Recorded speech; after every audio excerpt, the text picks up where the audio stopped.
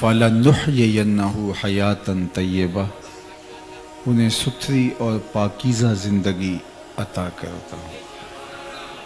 دنیا پر کتنے لوگ آئے اور چلے گئے، آج زمانہ ان کا نام بھی نہیں جانتا۔ کسی نے کیا کہا تھا، مٹ گیا مشتاق دل سے رنگ یاد رفتگاں، پھول مہنگے ہو گئے قبریں پرانی ہو گئیں۔ کسی کے پاس وقت بھی کہاں ہے کہ وہ کسی کو یاد رکھے۔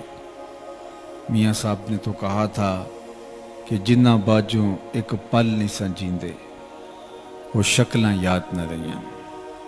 ہم اپنے عزیزوں کو بھی بھول جاتے ہیں، لیکن یہ کون لوگ ہیں کہ مرنے کے بعد بھی ان کی یادوں کے چراغ بجھتے نہیں ہیں، عقیدتوں کے چراغ روشن رہتے ہیں، اور دنیا ان کے لیے اپنے دلوں میں ایک محبتوں کا جہاں موجود پاتی ہے۔ وہ اس لیے کہ میرے رب سے جو تعلق جوڑ لیتے ہیں، میرا رب پھر انہیں حیات ابدی عطا کر دیتا ہے۔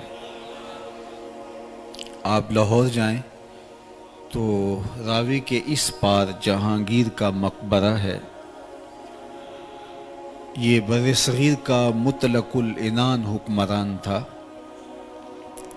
ناقوس بجتا تھا، اور جب چلتا تھا تو ہٹو بچوں کی صدائیں ہوتی تھی۔ لیکن آج اس کی قبر پہ جا کے دیکھیں، وہاں آپ کو قرآن پڑھنے والی ٹولیاں تو نہیں ملیں گی، تاش کھیلنے والے لوگ بیٹھے ہوں گے۔ بالکل اس کے ساتھ اس کی محبوبہ ملکہ نور جہاں کا مقبرہ ہے، اور یہ وہ خاتون تھی کہ جب بادشاہ تخت پہ بیٹھتا تو پیچھے پردہ ہوتا اور پردے کے پیچھے ملکہ بیٹھتی۔ بادشاہ کا کوئی فیصلہ اس کو ناگوار ہوتا تو وہ پیچھے سے کمر ٹھونکتی، بادشاہ اپنا فیصلہ تبدیل کر لیتا۔ جس کے اشارہ ابرو پہ ہندوستان کی تقدیر کے فیصلے لکھے تھے، اس کی قبر ساتھ ہی اندھیرے میں ہے۔ ان کی اپنی بیٹی زیب النساء کا شعر، بر مزار ما غریباں نہ چراغے نہ گلے، نہ پرے پروانہ سوزت نہ صدائے بلبلے۔ ہم غریبوں کی قبر پہ نہ کوئی چراغ جلانے آئے گا، نہ کوئی پھول ڈالنے آئے گا، نہ کسی بلبل نے گیت گانے ہیں، اور نہ ہی کسی پروانے نے پر جلانے ہیں۔ آج یہ غریب بنے ہوئے ہیں۔ جب چلتے تھے تو لگتا تھا زمین ہل رہی ہے، نقارے بج رہے ہوتے تھے، خدام لوگوں کو ہٹو بچوں کی صدائیں لگا رہے ہوتے تھے۔ لیکن آج بر مزارے ما غریباں نہ چراغے نہ گلے، ہم غریبوں کی قبر پہ نہ کوئی چراغ جلانے آئے گا، نہ کوئی پھول ڈالنے آئے گا۔ یہ میں راوی کے اس پار کی کہانی آپ کو سنائی ہے۔ اب راوی کا پل پار کر جائیں۔ ایک لوح مزار ادھر بھی ہے، یہاں تو لکھا ہے بر مزارے ما غریباں نہ چراغے نہ گلے، نہ پرے پروانہ سوزت نہ صدائے بلبلے۔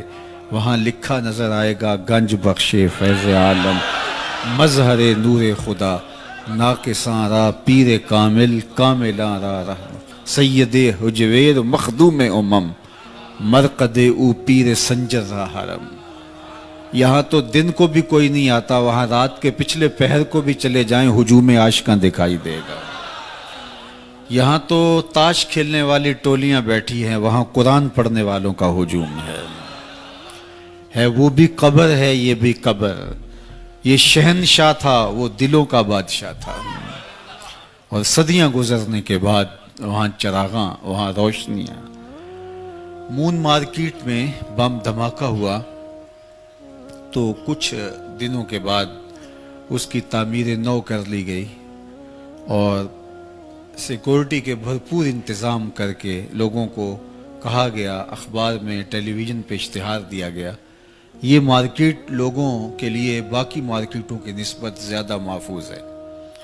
یہاں بہت زیادہ اچھے انتظامات کیے گئے ہیں حفاظت کے، لیکن وہاں چونکہ بم دھماکہ ہوا تھا اور لاشیں گری تھیں، وحشت اور خوف لوگوں کے دل و دماغ پر تھا، تشہیری مہم کے باوجود بھی اتر نہیں پا رہا تھا اور کئی مہینے تک محنت کرنی پڑی، پھر لوگوں کا رجحان ہوا۔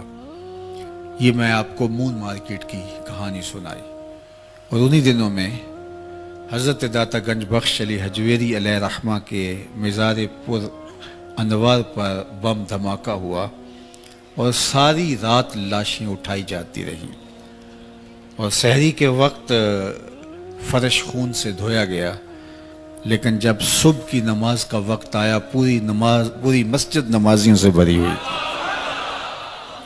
میری مشاطگی کی کیا ضرورت حسن معنی کو کہ فطرت خود بخود کرتی ہے لالے کی حنا بندی۔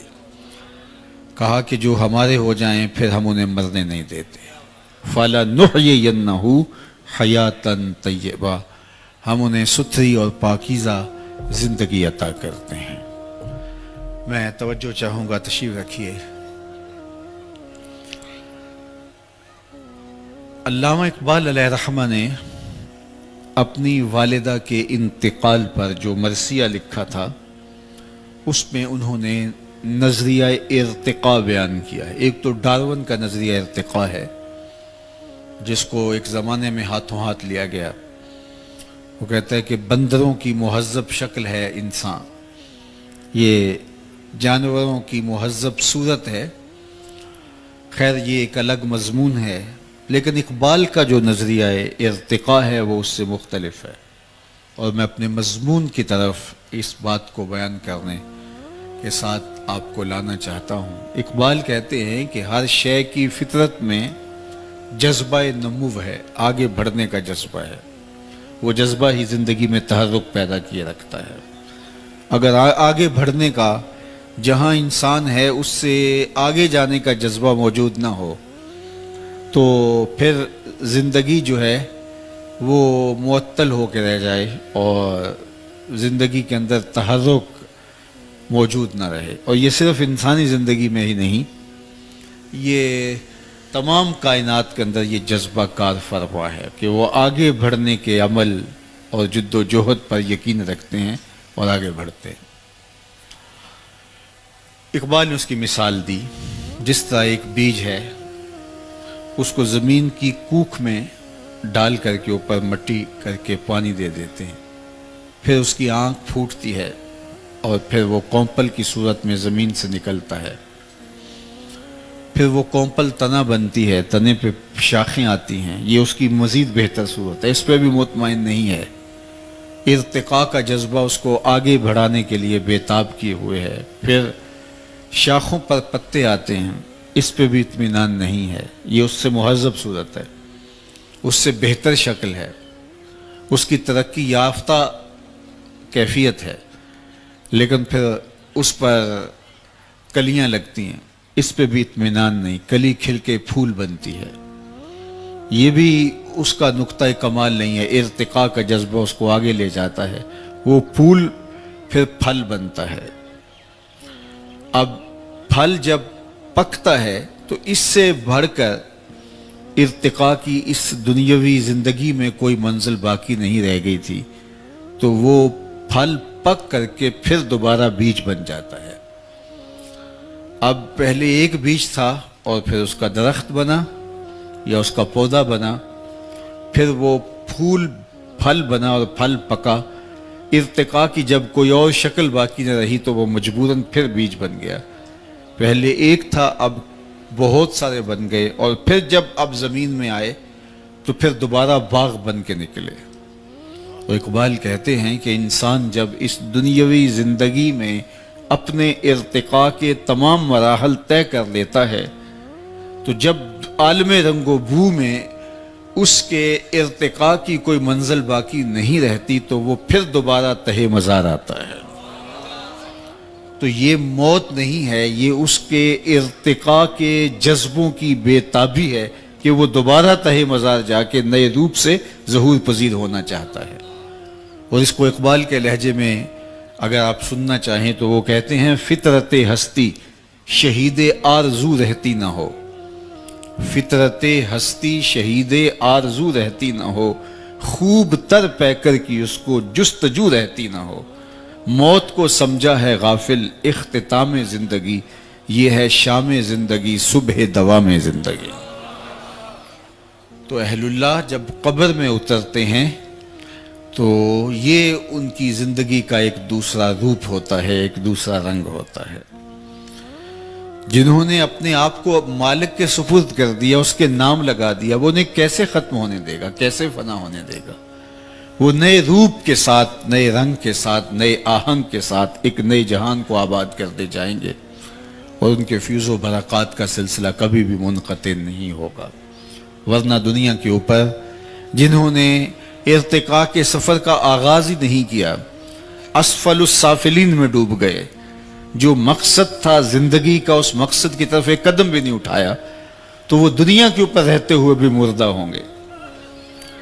کہا گیا کہ ان کے کان ہیں لیکن سنتے نہیں ہیں، آنکھیں ہیں دیکھتے نہیں ہیں، زبان ہے بولتے نہیں ہیں، ان کے دل اور دماغ تو ہیں لیکن فہم اور ادراک کے نور سے آ رہی ہیں، چلتے ہیں زمین کے اوپر، پھٹی پھٹی آنکھوں سے آپ کو لگتا ہے کہ دیکھ رہے ہیں، لیکن قرآن پڑھیے وَتَرَاهُمْ يَنْظُرُونَ إِلَيْكَ وَهُمْ لَا يُبْصِرُونَ، محبوب یہ آنکھیں پھاڑ پھاڑ کے آپ کو دیکھ رہے ہیں اور آپ ان کے دیکھنے کو دیکھ رہے ہو، لیکن میں خدا ہو کے کہہ رہا ہوں یہ نہیں دیکھ رہے۔ تو ایک وہ ہیں جو دھرتی پہ موجود ہوتے ہیں، سانس بھی لیتے ہیں، آکسیجن بھی لیتے ہیں، اور ڈاکٹر کہتا ہے یہ زندہ ہیں، طبی دنیا کے اندر وہ زندہ شمار ہوتے ہیں، لیکن کہا جاتا ہے کہ یہ مردہ ہیں۔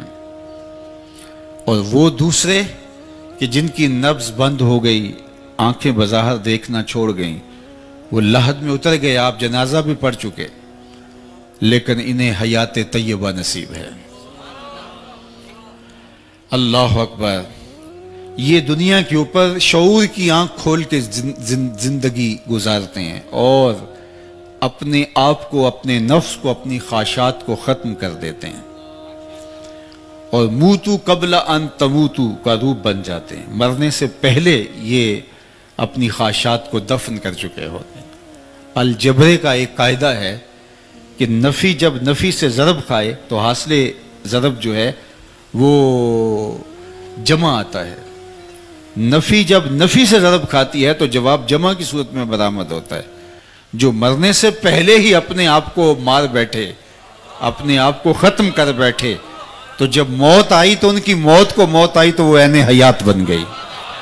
فَلَنُحْيِيَنَّهُ حَيَاتًا طَيِّبَةً، پھر سنیے فطرت ہستی شہید آرزو رہتی نہ ہو، خوب تر پیکر کی اس کو جستجو رہتی نہ ہو، موت کو سمجھا ہے غافل اختتام زندگی، یہ ہے شام زندگی صبح دوام زندگی۔